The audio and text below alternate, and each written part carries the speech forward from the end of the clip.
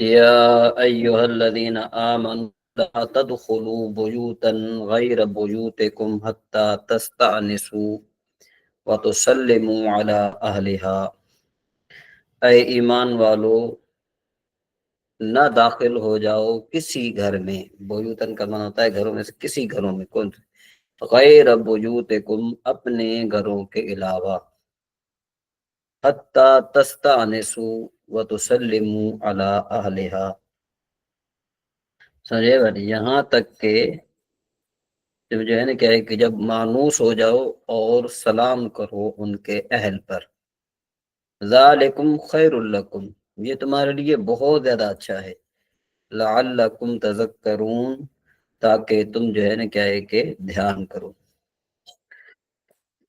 ایک یہ آیت ہے، اس کے بعد اللہ نے ارشاد فرمایا فَإِن لَّمْ تَجِدُوا فِيهَا أَحَدًا، تو یہ آیت اور اس کے بعد لَيْسَ عَلَيْكُمْ جُنَاحٌ أَن تَدْخُلُوا بُيُوتًا غَيْرَ مَسْكُونَةٍ فِيهَا مَتَاعٌ لَّكُمْ، ان تین آیتوں میں اللہ تبارک و تعالی نے دوسروں کے گھروں میں جانے کے آداب اور احکام بیان فرمائے ہیں۔ تو اس آیت کا جو شان نزول ہے وہ کچھ اس طرح بنتا ہے کہ حضرت عدی بن ثابت رضی اللہ تعالیٰ عنہ فرماتے ہیں کہ انصار کی ایک عورت نے حضور نبی کریم صلی اللہ تعالیٰ علیہ وآلہ وسلم کی بارگاہ میں عرض کی کہ یا رسول اللہ صلی اللہ تعالیٰ علیہ وسلم، میں اپنے گھر میں میری حالت کچھ اس طرح ہوتی ہے کہ میں نہیں چاہتی کہ کوئی مجھے اس حالت میں دیکھے، چاہے وہ میرے والد یا میرا بیٹا ہی کیوں نہ ہو، اور میری اسی حالت میں گھروں میں مردوں کا آنا جانا رہتا ہے، تو میں کیا کروں؟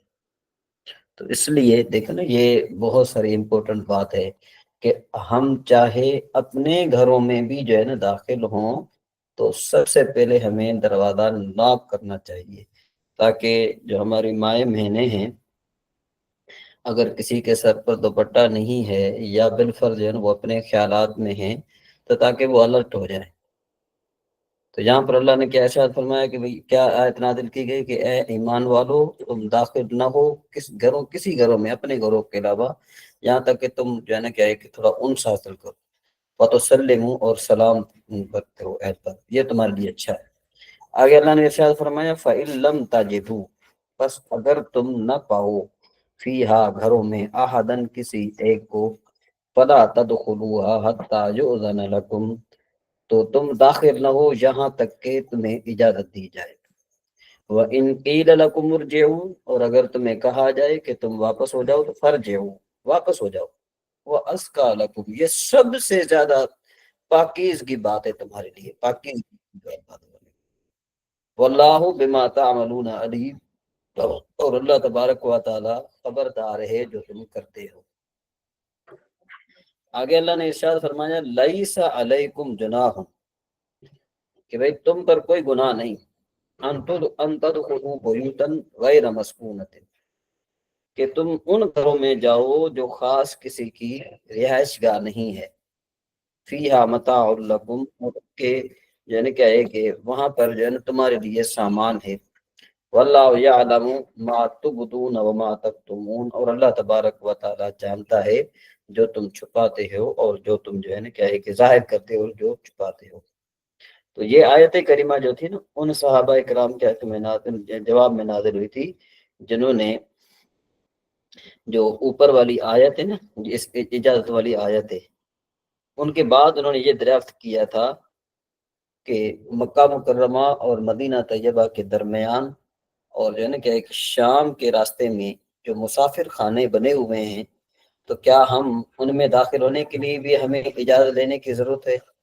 اس پر فرمایا گیا کہ اس بارے میں تمہیں کچھ گناہ نہیں کہ ان گھروں میں جاؤ جو خاص کسی کی رہائش نہیں ہے، جس طرح مسافر خانے ہوتے ہیں یا دکان وغیرہ ہوتی ہے، ہاسپٹلز ہیں، اسٹیشنز ہیں، جو بھی مطلب یہ کہ جو ہے جو رہائش گاہ نہیں ہے کسی کی، یعنی جو کسی کی پرائیویٹ رہائش گاہ نہیں ہے، تو آپ اس میں جو ہے نا کہ بغیر اجازت کے بھی جو ہے نا وہ جا سکتے ہیں، دکانوں پر بھی آپ بغیر اجازت کے جا سکتے ہیں۔ ٹھیک ہے جی۔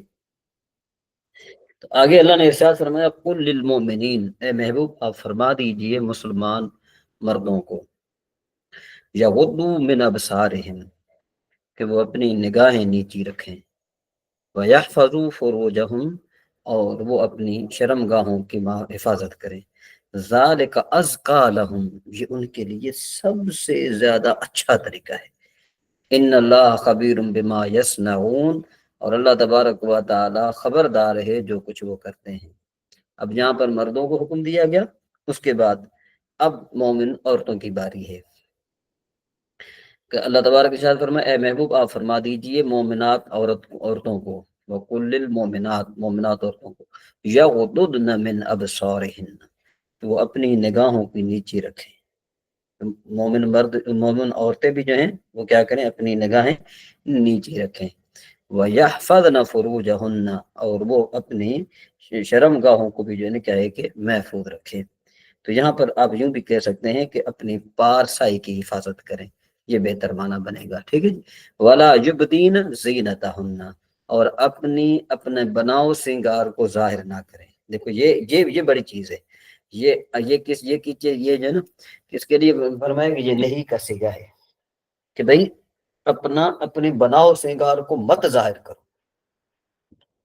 اللہ تبارک و تعالی معافی عطا فرمائے کہ آج کل کی جو زمانہ ہے اس میں جو ہے نا کیا ہے کہ ہماری ماؤں بہنوں کا یہ بڑا زور ہوتا ہے کہ وہ اپنی زینت کو ظاہر کرتے ہیں۔ اب دیکھو یہ کپڑے وغیرہ جتنے بھی ہیں، میں تو یہ نہیں سمجھتا کہ ان عورتوں نے کپڑے پہنے ہوتے ہیں، بلکہ یوں سمجھو کہ جس میں چاہے مرد ہو یا عورت ہو، کہ جس میں اور جو ہے نا وہ ہر عضوے کی ساخت نظر آئے نا، کہ جس سے پتا چلے کہ بھئی اس کا عضوہ یہ فلاں اتنا ہے، تو جب عضوے کی ساخت نظر آئے تو جو فقہائے کرام ہیں وہ یہ فرماتے ہیں کہ گویا کہ وہ ننگا ہے، چاہے وہ آدمی ہو یا مرد ہو، تو وہ جو ہے نا وہ ننگا ہے۔ تو اب ہمیں جو ہے نا کیا ہے کہ ہم لباس بھی ایسا پہنے کہ جس میں اگر خدا نہ خواستہ ہم لباس پہننے کے باوجود بھی جو ہے نا کیا ہے کہ ہم ننگے ہوں، تو اللہ نے ارشاد کیا فرمایا وَلَا يُبْدِينَ زِينَتَهُنَّ،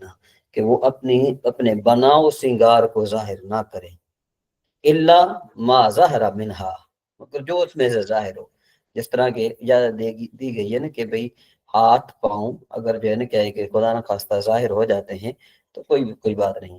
آگے فرمایا وَلَا يَضْرِبْنَ بِخُمُرِهِنَّ عَلَى جُيُوبِهِنَّ، تو یہاں پر کیا فرمایا گیا کہ بھئی اپنے جو ہے نا کیا ہے کہ وہ جو ہے نا کیا کریں، لا یبدین زینتہن، کہ اپنے بناؤ سنگار کو کیا ہے کہ وہ ظاہر نہ کرے، ٹھیک ہے نا جی۔ اور اپنے جو دوپٹے ہیں نا وہ اپنے گریبانوں میں ڈالیں، ٹھیک ہے جی، گریبان میں دوپٹے ڈالیں۔ ولا یبدین زینتہن، پھر فرمایا گیا کہ اپنے بناؤ سنگار کو ظاہر نہ کریں، الا لبعولتہن، مگر اپنے شوہروں کے لیے وہ ظاہر کر سکتی ہیں، ٹھیک ہے جی، او آبائہن، کہ بھئی اپنے باپ کے سامنے، یہ نہیں ہے کہ بالکل بن سکتا، مطلب یہ کہ جو چیز ظاہر ہو۔ اس کے بعد او آباء بعولتہن، اپنے شوہروں کے یا پھر باپ یا اپنے بیٹے یا پھر شوہروں کے جو بیٹے ہیں ان کے، ٹھیک ہے جی، ان کے سامنے، او ابنائہن، یا پھر جو ہے نا کیا ہے کہ اپنے بھائی کے جو بتیجے ہیں، ٹھیک ہے نا جی، ابنائے بعولتہن، اور جو ہے نا اپنے شوہروں کے بیٹوں کے آگے، او اخوانہن، یا اپنے بھائیوں کے سامنے، او بنی اخوانہن، یا پھر بتیجوں کے سامنے، بھائی کے جو بیٹے بتیجے، او بنی اخواتہن، بہنوں کے بیٹوں کے سامنے، او نسائہن، یا پھر ان عورتوں کے سامنے مطلب او ما ملکت ایمانہن، یا پھر جو ان کی ملکیت میں ہیں، او التابعین غیر اولی الاربات، یا پھر ان کے سامنے کہ جو ہے نا کیا ہے کہ غیر اولی الاربات کا مطلب ہوتا ہے کہ ایسا بچہ کہ جو ابھی تک جو ہے نا کیا ہے کہ اس بلوغت کی عمر کو نہیں پہنچا، من الرجال او الطفل، یا پھر بچوں میں، الذین لم یظہروا علی عورات النساء، ٹھیک ہے جی، کہ بھئی شرط کی کیا ہے کہ بھئی وہ ایسے ہوں کہ جو ہے نا کیا ہے کہ جنہیں جو ہے نا عورتوں کی جو ہے نا عورتوں کے یعنی شرم گاہوں کے بارے میں جن کو پتہ نہ ہو، ان کے سامنے وہ کر سکتے ہیں۔ ولا یضربن بارجلہن، اور اپنے پاؤں زمین پر زور سے نہ ماریں، لیعلم تاکہ جو ہے نا وہ پتہ چل جائے ما یخفین من زینتہن کہ جو اپنی جو ہے نا اس سے جو چھپاتی ہیں اپنی زینت کو وہ ظاہر نہ ہو جائے۔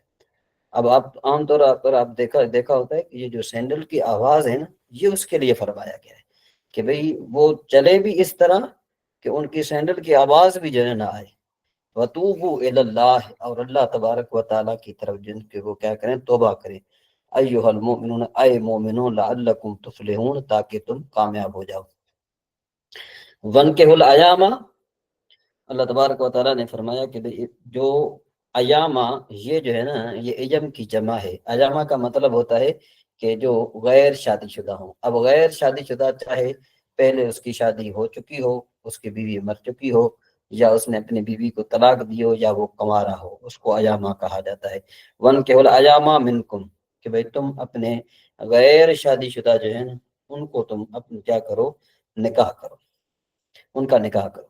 والصالحین من عبادکم اور وہ جو ہے نا کیا ہے کہ نیک تمہارے بندے یعنی جو تمہارے غلام ہیں جو نیکوکار ہیں ان کے تم کیا کرو نکاح کرو۔ وامائکم اور باندیوں کا تم نکاح کرو۔ یکونوا فقراء اگر وہ کیا ہوں فقراء ہوں، یغنہم اللہ من فضلہ تو اللہ تبارک و تعالی اپنے فضل سے ان کو غنی فرما دے گا۔ واللہ واسع علیم اور اللہ تبارک و تعالی وسیع علم والا ہے۔ وَلْيَسْتَعْفِفِ الَّذِينَ لَا يَجِدُونَ نِكَاحًا حَتَّى يُغْنِيَهُمُ اللَّهُ مِنْ فَضْلِهِ اور چاہیے کہ وہ کیا ہے کہ وہ بچے رہیں، وہ جو نکاح کا جو ہے نا کیا ہے کہ طاقت نہیں رکھتے، ان کو چاہیے وہ بچے رہیں جو نکاح کی طاقت نہیں رکھتے، یہاں تک کہ اللہ تبارک و تعالی ان کو فضل ان کو جو ہے نا وہ غنی فرما دے گا اپنے فضل سے۔ والذین یبتغون الکتاب مما کتب مما ملکت ایمانکم کہ بھئی اور جو ہے نا کیا ہے کہ یہاں پر کیا فرما دیا گیا کہ یہ فرما دیا گیا کہ بھئی جو یہ چاہتے ہیں کہ کچھ مال کمانے کی شرط پر ٹھیک ہے نا جی انہیں آزادی جو دی جائے، انہیں آزادی دی جائے فقاتبوہم یعنی یہ ان غلاموں کے بارے میں حکم دیا جا رہا ہے کہ جو غلام جو ہے نا کچھ مال کمانے کی خاطر اپنی آزادی چاہتے ہیں تو فقاتبوہم تم ان کو مکاتب بنا دو۔ ان علمتم فیہم خیرا اگر تم جانتے ہو کہ یہ ان کے بارے میں اچھا ہے نا تو پھر تم ان کو لے کر لو۔ وآتوہم من المال الذی آتاکم کہتے ہیں کہ اور اس پر جو ہے نا کیا ہے کہ اور اگر جانو تو ان کو کر دو اور اس پر ان کی مدد کرو، ان کی کیا کرو مدد کرو۔ اللہ کے مال جو تم کو اللہ تبارک و تعالیٰ نے دیا ہے نا اس میں سے مدد کرو۔ ولا تکرہوا فتیاتکم اور مجبور نہ کرو اپنی باندیوں کو علی البغاء بدکاری پر ان اردنا تحسنا اگر وہ جو ہے نا کہ ہے کہ بچنا چاہیں ہیں تبتغوا ارد الحیات الدنیا تاکہ تم دنیاوی زندگی کا کچھ مال چاہو۔ ومن یکرہن فإن اللہ من بعد اکراہہن اور جو انہیں مجبور کرے گا تو بے شک اللہ تبارک و تعالیٰ اس کے بعد کہ وہ مجبوری کی حالت میں رہیں گے یعنی وہ کیا رہیں گے مجبور۔ وَلَقَدْ أَنزَلْنَا إِلَيْكَ اور بے شک ہم نے اتاری تمہاری طرف آیات بینات واضح نشانیاں ومثلا اور مثالیں من الذین خلو من قبلکم ان لوگوں کا بیان جو تم سے پہلے گزر چکے اور جو ہے نا کہ وہ موعظۃ للمتقین اور یہ نصیحت ہے ڈرنے والوں کے لیے۔ اب آپ دیکھیں کہ اس آیت کو اگر صرف رکوع کے اس کے ساتھ پڑھا جائے معنی کے ساتھ پڑھا جائے صرف ترجمے کے ساتھ پڑھا جائے تو یہ معاشرے کا سب سے بڑا سدھار ہے۔ ٹھیک ہے جی تو اس میں جی سید طاہر صاحب یہ جو پورا رکوع آپ نے پڑھا اس میں آپ اس میں کیا روشنی ڈالیں گے؟ جی اس میں تو بڑے اہم احکامات بیان کیے گئے ہیں دودھ کے حوالے سے بھی، تو یہ بڑے اچھے بیان کیا کہ جب کسی گھر میں جائیں تو بغیر اجازت سے داخل نہ ہوں، ٹھیک ہے نا جی۔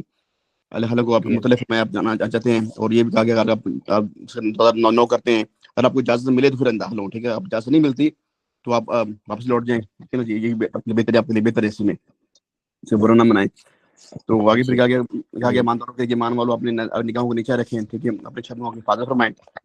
ایک اور مناسب عورتوں سے کہا گیا کہ وہ حفاظت فرمائیں اور اپنی چھتوں کی حفاظت فرمائیں اور فرمایا کہ اپنے چہرے پہ بٹا وغیرہ اپنے اوڑھ لیں تاکہ اپنا جو نا اپنا تاکہ وہ کسی زہر نہ ہو، ٹھیک ہے، ہم لوگ سمجھ۔ لیکن کہا گیا کچھ مستثنات ہیں یعنی جیسے آپ ذرا کہ آپ کے والدین ہیں، باپ کی اولاد آپ کے بھائی ہیں، ٹھیک ہے، آپ کی ایک بھائی کی اولاد جو ہے یہ بانجے ہیں، بہن کی اولاد ہے، یعنی وہ جو محرمات رشتے ہیں ان سے کیا گیا اگر ان کے سامنے تھوڑی بہت اظہار بھی ہو جائے جیسی، اس میں کوئی ایسے حرج نہیں ہے. اور جو چھوٹے بچے آپ گھر میں آتے جاتے ہیں ان کے بارے میں کیا گیا ان سے بھی کیا کہتے ہیں ظاہر ہو جائے تو اس میں حرج نہیں ہے. اور نکاح کے بارے میں کہا گیا کہ جو نکاح یعنی نکاح کی عمر ہو جائے تب ان کے نکاح کر دیں، یہ بہتر ان کے لیے آپ ان کا نکاح کر دیں تاکہ وہ جو ان کے اگر وہ غریب ہیں تو اللہ تعالیٰ کو اپنے فضل سے نہیں فرما دے گا، جی ٹھیک. فرما دے گا. اور اسی طرح کیا گیا کہ جی جی آپ جو باندھی ہیں ان کو اپنا بدکار پہ مجبور نہ کریں، ٹھیک ہے نا، ان کو آپ جی ہے نا، جی ہاں اور اب ویسے کریں گے تو اللہ نازیدہ ہوگی. جی ہاں. جی غزالی صاحب جو ہے نا عورت کے چہرے کے بارے میں حکم یہی ہے کہ اگر تو وہاں پر جو ہے نا کیا ہے کہ فتنے کا خوف ہو، فتنے کا خوف ہو تو پھر عورت وہاں پر اپنا چہرہ جو ہے نا کیا ہے کہ وہ ڈھانپ کے رکھے. اور اگر فتنے کا خوف نہیں ہے تو پھر جو ہے نا وہ چہرے کو اگر نہیں ڈھانپے گی تو کوئی حرج نہیں ہے، لیکن یہ کہ بہتر ہے کہ چہرے کو ڈھانپا جائے. جی اگر کوئی مزید اس پر کوئی جو چلنا. جی صحیح تھا. میں ویسے میں کہتا ہوں ابھی زمانہ دیکھا جائے اب فتنہ تو اتنا جتنا بنا اس دور میں فتنہ مارا آ گیا ایسے کیا فتنہ ہوگا اس دور میں، تو یہ تو بہتر ہے کہ ڈھانپا جائے. ورنہ آپ جو زمانہ چل رہا ہے لوگوں کی اس طرح گندی نکاح ہے اور جو اس طرح سوسائٹی میں ہم رہ رہے ہیں سب کے سامنے ہے، تو اس طرح اس دور میں تو دیکھیں نا بات تو یہی ہے نا کہ آج کل ہماری ماں بہنیں جو کپڑے سلوا رہی ہیں، مجھے تو نہیں لگ رہا کہ وہ کپڑے سلوانے جاتی ہیں، تو وہ جو ہے وہ تو بہت ہی جو ہے نا اللہ معافی دے، اللہ تبارک و تعالیٰ بہتر فرمائے. جی نوشین بہن کیا نہ اس میں آپ روشنی ڈالیں گے. جی حضرت سب نے جو فرمایا وہ بالکل صحیح. اور دوسری بات یہ ہے کہ اس میں زیادہ تر جو ہے نا وہ اخلاقیات کو ہی فوکس کیا گیا ہے کہ انسان کے اخلاقیات کیا ہونے چاہیے. جی اور جو میں سمجھتی ہوں کہ یہ فطرت کا بھی تقاضا ہے، یہ انسان یہ تو تعلیمات بالکل کھل کے آئی ہیں، لیکن آپ فطرتاً بھی دیکھیں، مثال کے طور پہ اگر کسی کو یہ معلوم نہیں بھی ہے تو اگر کوئی اچانک سے آپ کا دروازہ کھول کے آ جاتا ہے تو آپ کو فطرتاً وہ چیز اچھی بھی نہیں لگتی کہ یہ کیا ہے. تو اس کو یہ چاہے وہ فیمیل بھی ہو، چاہے وہ فیمیل، میں اپنے ایکسپیرینس سے بھی یہ بتا رہی ہوں، کچھ دن پہلے ہی اس طرح سے ہوا تو مجھے اچانک برا لگا. میں نے کہا یہ کیا طریقہ ہے آنے کا.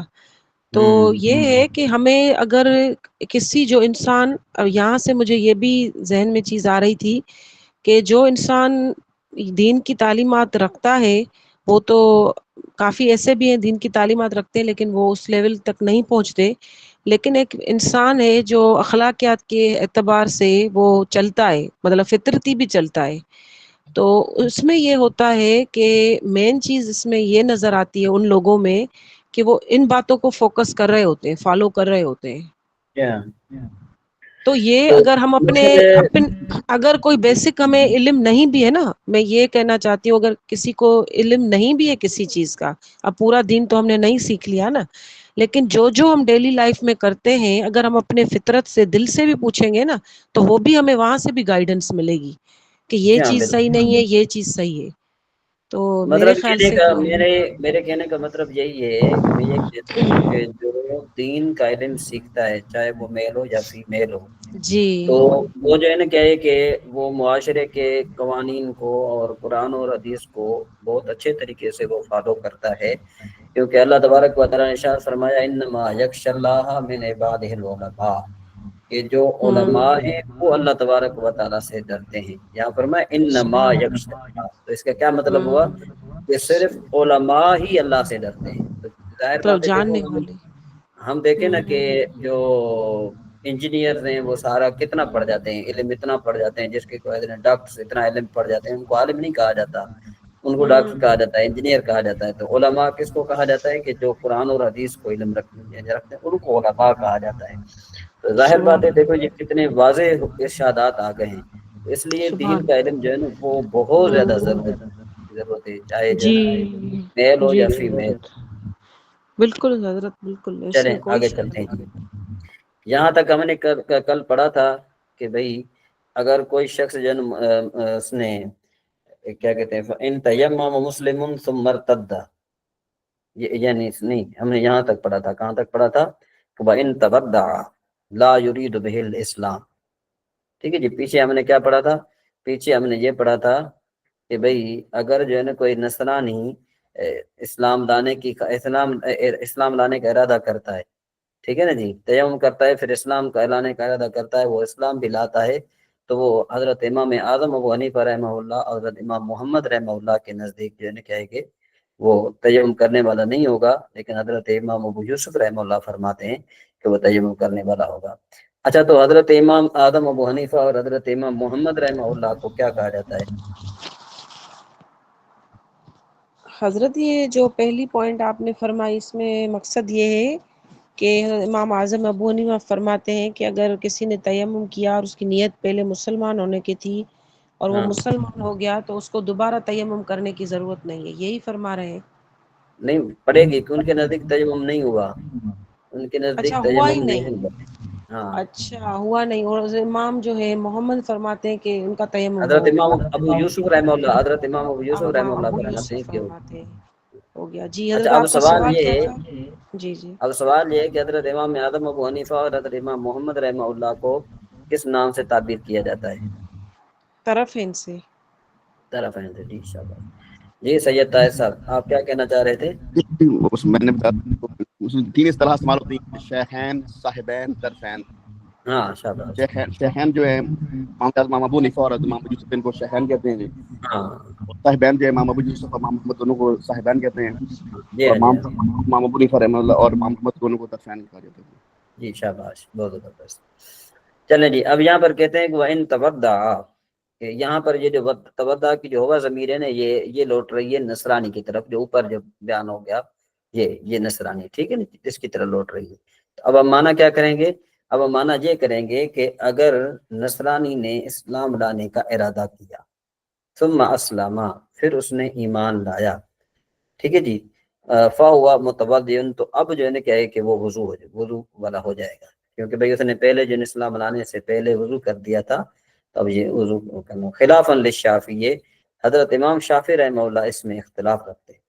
بناءً علی اشتراط النیت، وہ اس بنیاد پر کہتے ہیں کہ بھئی نیت، چونکہ اس میں وضو میں نیت شرط ہے، کیونکہ وہاں پر نیت نہیں پائی گئی تھی، تو اس وجہ سے وہ متوضی نہیں ہوگا۔ جی نوشین بن، اب آپ نے ہینڈ ریز کیا یا پہلے کیا تھا؟ اچھا جی، آگے چلتے ہیں۔ فَإِن تَيَمَّمَ مُسْلِمٌ، اب یہ نیا مسئلہ شروع ہو رہا ہے کہ بھئی اگر کوئی مسلمان تیمم کرے، ثم مرتد، پھر جو ہے نا وہ کیا ہو گیا، معاذ اللہ مرتد ہو گیا، ثم اسلم، پھر اس نے اسلام قبول کر لیا، فہو علی تیممہ، پھر وہ اپنے تیمم پر ہوگا۔ وقال ظفر رحمہ اللہ، حضرت امام ظفر رحمہ اللہ فرماتے ہیں بطل تیممہ، اس کا تیمم باطل ہو جائے گا، لأن الکفر ینافی ہے، کیونکہ کفر اس کے منافی ہے، ٹھیک ہے جی۔ فیستوی فیہ،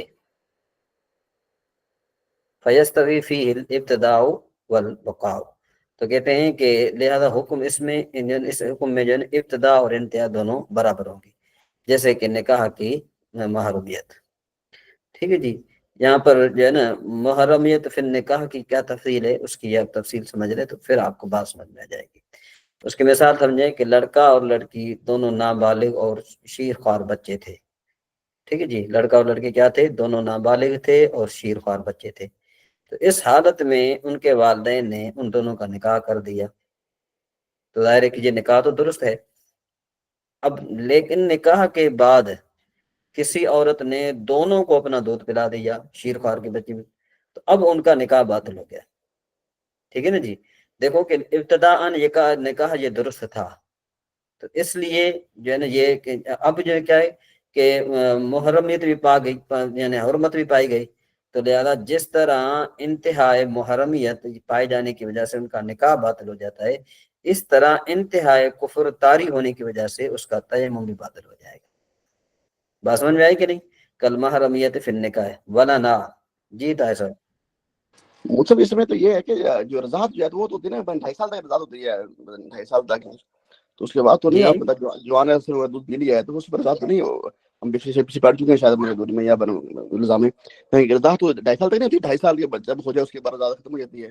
ہاں وہی تو میں بات کر رہا ہوں نا کہ شیر خوار کی عمر میں، یعنی مطلب 2.5 سال سے وہ کم ہے، یعنی 2 سال سے وہ کم ہے، کسی نے اگر ان کا نکاح کرا لیا اچھا اس ٹھیک میں ہے نا لگا ہو جی. گیا بچہ. اچھا ٹھیک ہے, اچھا ٹھیک ہاں ٹھیک ٹھیک ہے, یعنی سمجھ آ گیا. شیر خوار, ہاں یعنی وہ بچے جو ہے نا دودھ پیتے بچے دونوں تھے. حضرت جی اس عمر میں نکاح ہوتا ہے کیا؟ ان کی رضامندگی کیسے ہوگی؟ یہ کیا ہوگا؟ جو نابالغ لڑکی ہوتی ہے نا, نابالغ ہاں لڑکی کا نکاح اگر والدین کرا دیں تو نکاح درست ہو جاتا ہے. اچھا. ہاں تو پھر حضرت پھر جو یہ مطلب بالغ کے لیے یہ حکم ہے کہ پھر اس میں اس کی رضامندگی چاہیے کہ نہیں؟ نابالغ میں یہ سوال کر رہی ہوں, مقصد یہ جو رضامندگی والا ہے پھر مطلب یہ بالغ ہاں کے لیے ایک ہاں شرط ہے. یہ بالغ کے لیے شرط. اچھا اچھا. چلیں جی.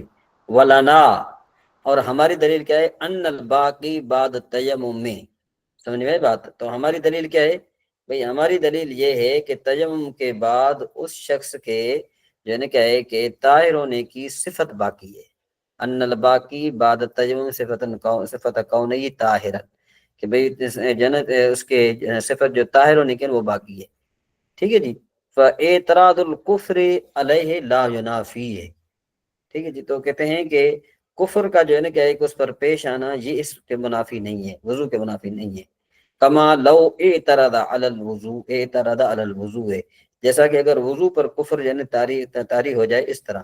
وانما لا یسع من الکافر ابتداء, اور جو ہے نا کہ ایک ابتداء کافر کا تیمم جو ہے نا یہ نیت نہ ہونے کی وجہ سے درست نہیں ہے, لعدم النیت منہ. ٹھیک ہے نا جی. دیکھیں یہ شریعت کے کتنے مسائل جو ہے نا یہ ذرا بہت ہی حضرت ایک یہ وہ تھوڑا ہے. کنفیوز ہو گئے حضرت, یہ تھوڑا مسئلہ کنفیوز ہو گیا ہے. کیا مجھے کون سا؟ یہ جو تیمم کا کفر کے بعد کفر سے پہلے وہ مطلب یہ سارا دیکھیں وہ تیمم میں کیا ہوتا ہے؟ نیت شرط ہوتی ہے, وضو میں ٹھیک نیت ہے شرط نہیں ہے. ٹھیک ہے. سمجھ آئی بات؟ ہاں تیمم میں نیت شرط ہے, وضو میں نیت شرط نہیں ہے. ٹھیک ہے نا جی. تو اس لیے جو ہے نا کیا ہے کہ ہم کیا کریں گے, ہم یہ کہیں گے کہ بھائی یہ دیکھیں کہ ابتداء لعدم النیت منہ, کہ بھائی چونکہ لا یسع من الکافر, کافر سے یہ بات صحیح نہیں ہے, یعنی جو تیمم والی بات ہے نا, کیوں کہ وہاں نیت نہیں ہے.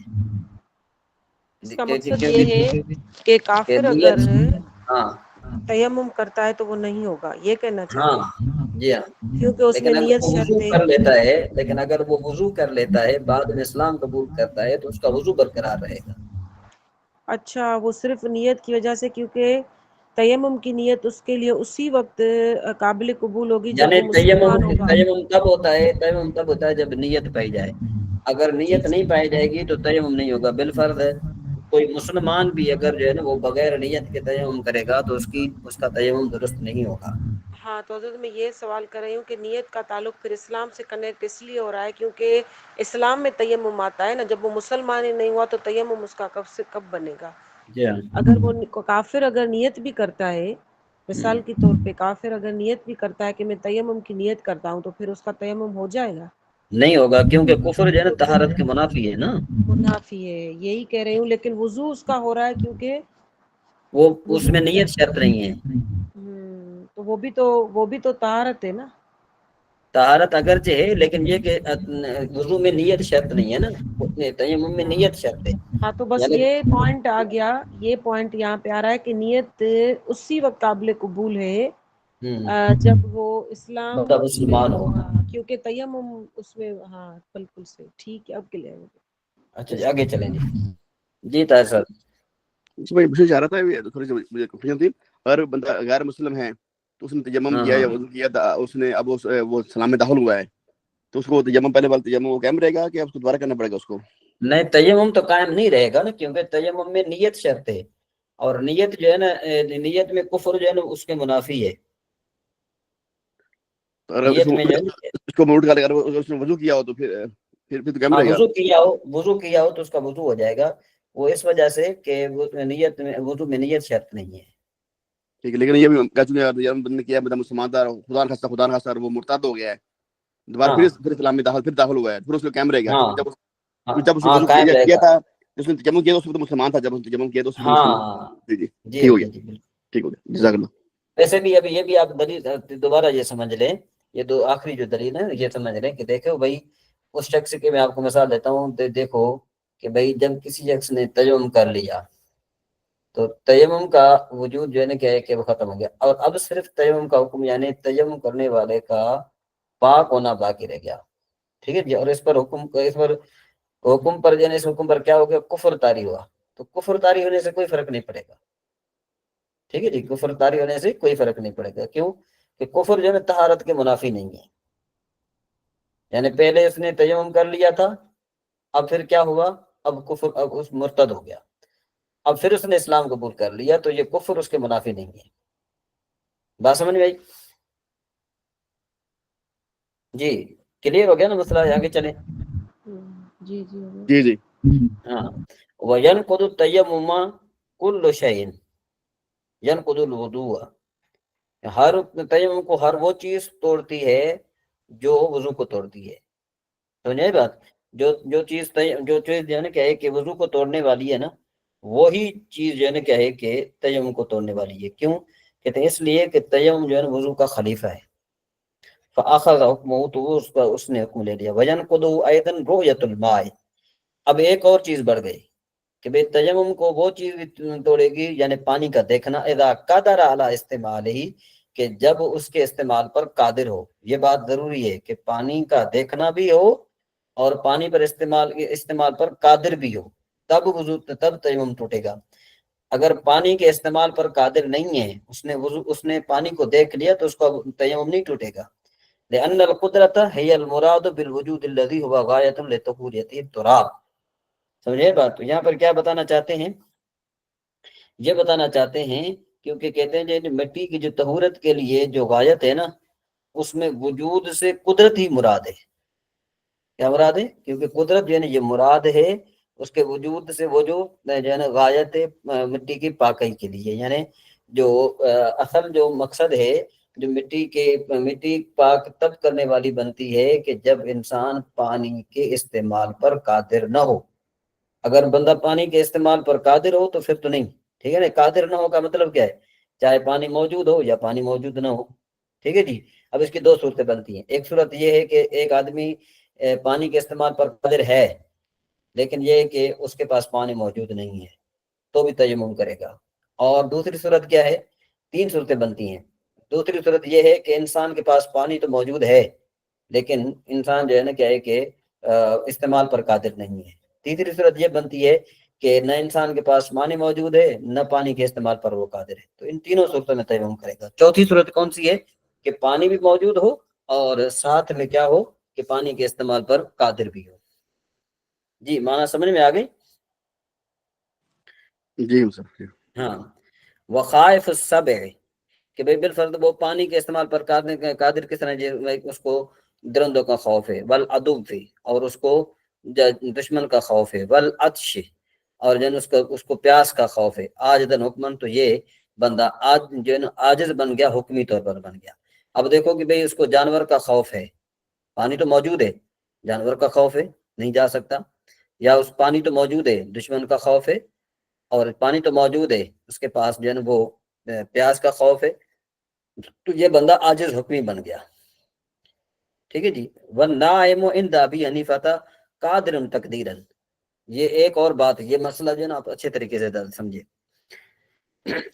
تو حضرت امام اعظم ابو حنیفہ رحمہ اللہ فرماتے ہیں کہ جو شخص جو ہے نا کہ ایک سویا ہوا ہے نا، وہ شخص حضرت امام اعظم ابو حنیفہ رحمہ اللہ کے نزدیک حکمن قادر ہے، حتی لو مر النائم المتیمم الماء بطل تیممہ عنده، یہاں تک کہ اگر سونے والا جو تیمم کرنے والا ہے اس نے تیمم کیا علی الماء، وہ گزر گیا پانی پر، جو ہے نا کیا ایک مر علی الماء، اب یوں کو گزر گیا پانی پر، مطلب کیا ہے پانی پر؟ کیا مطلب ہے کہ بھئی وہ ایسی جگہ پر گزرا، سویا ہوا تھا، کسی سواری پر تھا، اور وہ ایسی جگہ پر گزرا جہاں پر پانی موجود ہے، تو اب اس کا تیمم باطل ہو جائے گا، ٹھیک ہے جی، اس کا تیمم کیا ہو جائے گا؟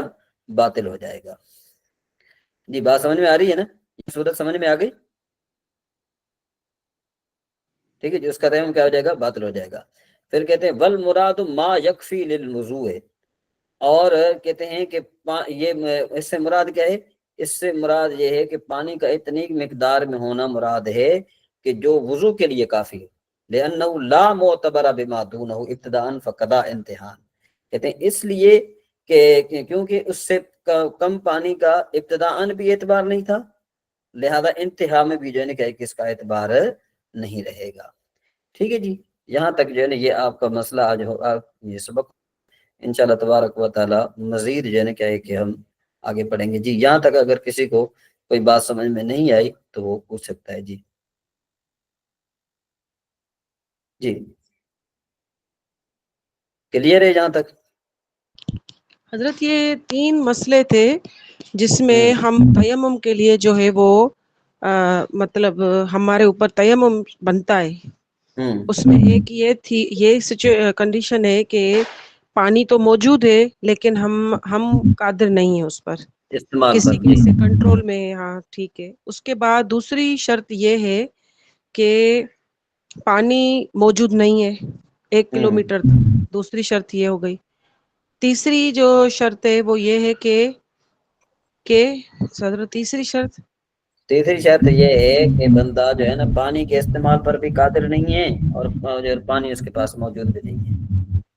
تو حضرت وہ سچویشن ہو گئی نا جو 1 کلومیٹر والی، اس جی تک ہاں، پانی موجود نہیں ہے، تو تیسری تو نہیں بنی نا، یہ تو دوسری بنی نا۔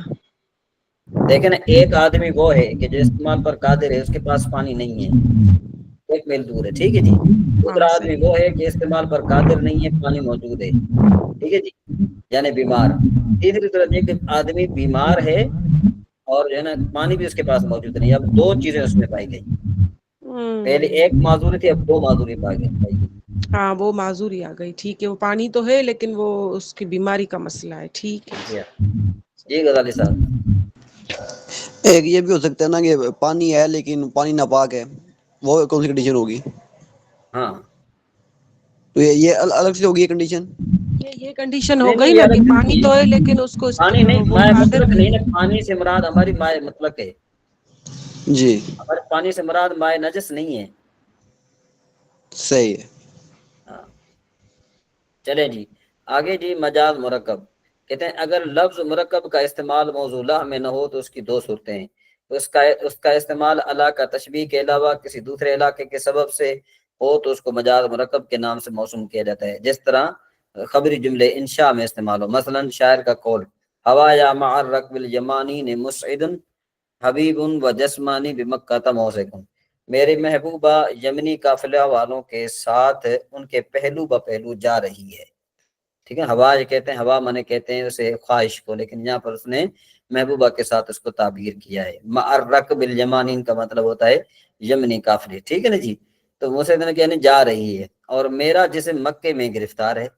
تو اس شعر میں خبر دینا مقصود متصور نہیں ہے، حالانکہ دیکھو یہاں پر یہ کیا بتا رہے کہ بھئی جا رہی ہے، تو جا رہی ہے خبر ہے نا، ٹھیک ہے، بلکہ غم اور حسرت کا اظہار ہے، یعنی جملہ خبریہ انشائیہ کے معنی میں استعمال ہوا ہے۔ اچھا اگر تشبیہ کا علاقہ ہو تو اسے استعارہ تمثیلیہ کہتے ہیں، جیسے کسی تردد کرنے والے شخص سے کہا جائے ارا کا تقدمو رجلن و تؤخر اخرى، کہ میں دیکھتا ہوں کہ تم ایک قدم آگے بڑھاتے ہو اور دوسرے کو پیچھے ہٹاتے ہو۔ تو یہاں پر فکری تردد کے لیے وہ لفظ استعمال کیا گیا جو چلنے کے تردد میں استعمال ہے، مجاز عقلی۔ فعل یا معنی فعل کی اسناد کسی علاقے کی وجہ سے اس چیز کی غیر کی طرف کرنا جس کے لیے وہ فعل یا معنی فعل ظاہر میں متکلم کے نزدیک ہو، ٹھیک ہے جی۔ تو یہ اس کے شعر کا ترجمہ یہ بنتا ہے کہ بچے کو جوان اور بوڑھے کو فنا کر دیا صبح کے بار بار آنے نے۔ اب دیکھو بچے کو بھی، جوان کو بھی اور بوڑھے کو بھی کس نے فنا کر دیا؟ صبح کے بار بار آنے نے اور شام کے جانے نے۔ اب دیکھو صبح آتی ہے شام جاتی ہے، صبح آتی ہے شام جاتی ہے، تو جو بچہ ہے، جو جوان ہے، جو بوڑھا ہے، وہ سارے کے سارے جو ہے کہ فنا ہو جاتے ہیں۔ تو اب دیکھو جوانی اور فنا کرنے کی اسناد اس کے غیر فاعل کی طرف کی گئی ہے، یعنی زمانے کی طرف، حالانکہ حقیقت میں جوان کرنے اور فنا کرنے والا اللہ تبارک و تعالی ہے، ٹھیک ہے جی۔ مبنی للفاعل کی اسناد مفعول کی طرف ہو، جس طرح دیکھو عیشت الراضیہ پسندیدہ زندگی، حالانکہ زندگی مرضیتن ہوتی ہے، راضیتن نہیں ہوتی۔ اچھا اس کا عکس یعنی مبنی للمفعول کے اسناد فاعل کی طرف کرنا، جیسے سیل المفعم بھرپور سیلاب. یہاں پر مفعول جو ہے نا مفعم فاعل کے معنی میں، کیونکہ سیلاب بھرپور نہیں ہوتا بلکہ وادی بھرپور ہوتی ہے. اچھا مبنی للفاعل مصدر کی طرف اسنا جیسے جد اس کی کوشش کامیاب ہوئی ہے. حالانکہ کوشش کرنے والا فاعل کامیاب ہوتا ہے، لیکن یہاں مصدر فاعل کے معنی میں لیا گیا. اچھا مبنی للفاعل کی زمان کی طرف نسبت جیسے نہارہ صائم، اس کا دن روزے دار ہے. حالانکہ روزہ دار آدمی ہوتا ہے، دن تو روزے کا وقت ہے. مبنی للفاعل کی مکان کی طرف نسبت جیسے نہر جار، نہر جاری ہے، حالانکہ پانی جاری ہوتا ہے. نہر تو اس کے لیے مکان ہے. مبنی للفاعل کی سبب کی طرف اسناد جیسے بنا امیر المدینہ، حاکم نے شہر بنایا. حالانکہ شہر بنانے والے امیر کے خادم ہوتے ہیں، لیکن سبب امیر ہے لہذا اس کی طرف اسناد ہوئی. اچھا نوٹ، گزشتہ بحث سے یہ معلوم ہوا کہ مجاز لغوی لفظ میں ہوتا ہے اور مجاز عقلی کس میں ہوتا ہے؟ اسناد میں ہوتا ہے. کنایہ سے انشاءاللہ تبارک و تعالی ہم بعد میں پڑھیں گے. اس کے بعد اب آپ کی باری ہے. جی کل آپ نے جو ترکیب کی تھی عیسیٰ غزالی صاحب نے وہ بھیجی تھی، لیکن غزالی صاحب آپ سے ایک غلطی ہو گئی تھی. کون سی پتہ ہے؟ آپ نے لکھا ہے جمع مذکر سالم، حالانکہ آپ نے لکھنا تھا غیر جمع مذکر سالم. آپ نے وہ لکھا ہے جمع مذکر سالم، آپ نے کیا لکھنا تھا؟ غیر جمع میں سمجھا وہ لکھا ہوا ہے غیر منصرف لکھا ہوا ہے، تو دراصل نہ وہ غیر منصرف مٹ گیا غلطی سے، میں نے یہ سمجھا. نہیں غیر جمع مذکر سالم آپ نے لکھنا تھا. آپ نے لکھا ہے اچھا جمع مذکر سالم. ہوں سمجھ میں آئی بات؟ جی جی صحیح ہے. ہاں چلیں جی، اب ذرا آج آپ کا سبق ہے 8واں. جی کون پڑھے گا؟ یہ نظر آ رہا ہے داخلہ زید الراکب، یہ ہے نا آپ نے یہ لکھا ہے، یہ دیکھیں یہ صدیقی ہے نا، اس میں یہ غیر جمع مذکر سالم لکھا، آپ نے جمع مذکر سالم غیر نہیں لکھا. جی جی کون پڑھے گا یہ داخلہ زید؟ ایک سوال جواب کون شروع کرے گا؟ مجھے یہاں شو نہیں کر رہا، ہیں؟ شو نہیں کر رہا سبق. اچھا ایک منٹ، اب یہ آ رہا ہے کہ نہیں آ رہا؟ نہیں ابھی نہیں آیا. ایک منٹ ابھی وہی درست لگا کھلی ہے. ایک منٹ مجھے ذرا وہ کرنے دو، میں ذرا شو کروں یہ. جی ایک منٹ.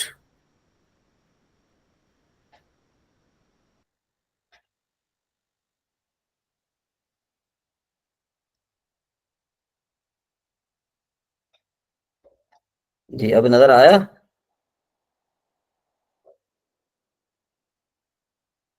یہ اب نظر آیا ابھی؟ جی اب آیا نظر. ہاں چلے پڑھے. جی سبق نمبر 8. دخل زید راکبا فی بیتہ. دخل اسم ہے یا فعل ہے، یا اسم ہے فعل ہے حرف ہے. جو دخل فعل ہے، آپ کو کیسے پتہ چلا کہ یہ فعل ہے؟ چونکہ اس کلمے کا وزن فعلہ ہے اور یہ فعل ماضی کے 3 اوزان میں سے ایک ہے. یہ کلمہ معرب ہے یا مبنی ہے؟ یہ مبنی ہے. آگے یہ کروم آگے جی کیا آ تصویر گیا؟ سے یہ تصویر سامنے شو ہو رہی ہے. اچھا ہاں یہ ایک نیچے منٹ. مبنی. ہاں جی یہ مبنی ہے. آپ کو کیسے پتہ چلا کہ یہ مبنی ہے؟ یہ فعل ماضی ہے اور ماضی مبنی اصل ہوتی ہے. لفظ دخل عامل ہے یا معمول ہے؟ یہ عامل ہے. آپ کو کیسے پتہ چلا کہ یہ عامل ہے؟ یہ فعل ماضی ہے اور کوئی بھی فعل غیر عامل نہیں ہوتا. لفظ صدیقی اسم ہے یا فعل ہے؟ لفظ صدیقی اسم ہے. آپ کو کیسے پتہ چلا کہ یہ اسم ہے؟ کیونکہ یہ یا متکلم کی طرف مضاف ہے. معرب ہے مبنی ہے؟ معرب ہے. آپ کو کیسے پتہ چلا کہ یہ معرب ہے؟ کیونکہ یہ اسم متمکن ہے اور ترکیب میں واقع ہے. آگے ترکیب میں واقع ہے. اس میں متمکن کی کون سی قسم ہے؟ یہ غیر جمع مذکر سالم مضاف بجائے متکلم ہے. اس کا کیا مطلب ہے غیر جمع مذکر سالم کا؟ غیر جمع مذکر سالم یعنی جمع مذکر سالم نہیں ہے یا متکلم کی طرف مضاف ہے. تو پھر تو اس طرح لکھ دیں کہ یہ واحد مذکر سالم ہے، واحد مذکر ہے. پھر ہیں ایسو جمع کی جگہ واحد کر، جمع نہیں تو واحد تو ہے نا، ہاں تو کیا لکھ دیں؟ تو اس طرح کر دیں یہ واحد مذکر مضاف یا متکلم ہے، واحد مذکر کون ہے؟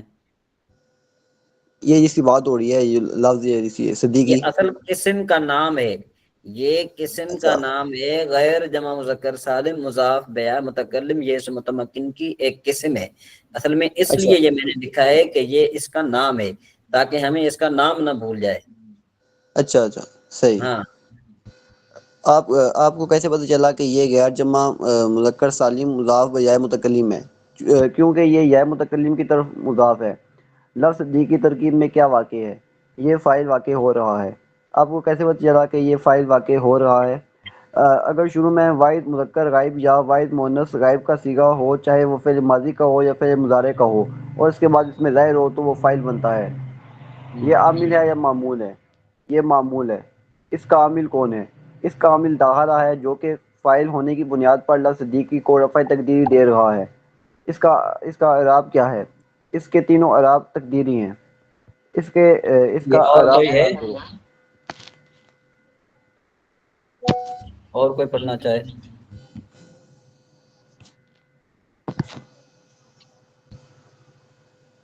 جی اور کوئی پڑھنا چاہے گا؟ کوئی بھی نہیں ہے. اس ترکیب آپ کس پڑھیں؟ طرح کی جاتی ہے؟ جی میری آپ پڑھنا آواز، چاہیں گی؟ جی جی میری آواز آ رہی ہے؟ ہاں اب آ رہی ہے۔ جی جی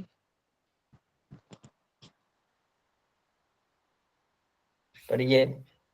جی جی اس اس کا اعراب بیان کرو۔ اس کا اعراب بیان کرو.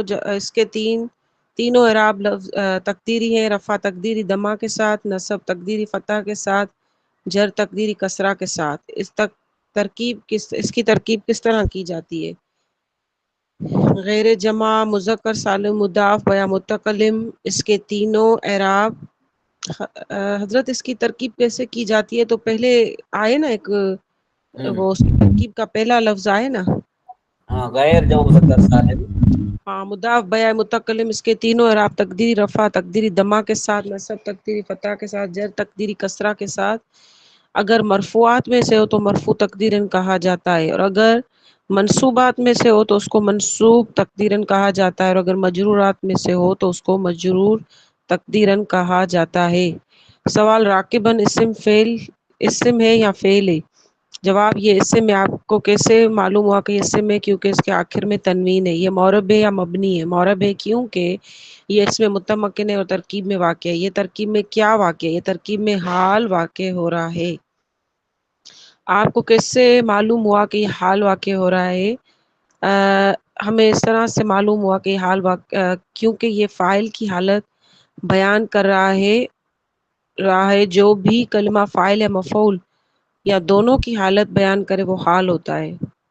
یہ عامل ہے یا معمول ہے؟ یہ معمول ہے. اس کا عامل کون ہے؟ اس کا عامل فعل داخلہ ہے کہ راکبن، جو کہ راکبن کا حال ہونے کی وجہ سے نصب دے رہا ہے. فعل بیک وقت کتنے معمولات میں عمل کرتا ہے؟ فعل بیک وقت تقریباً بیک 6 وقت، بیک وقت فعل بیک وقت تقریباً 6 سے 7 معمولات میں عمل کرتا ہے. اچھا، بیک وقت تقریباً 6 سے 7 معمولات میں عمل کرتا ہے. فعل کا عمل کیا ہے؟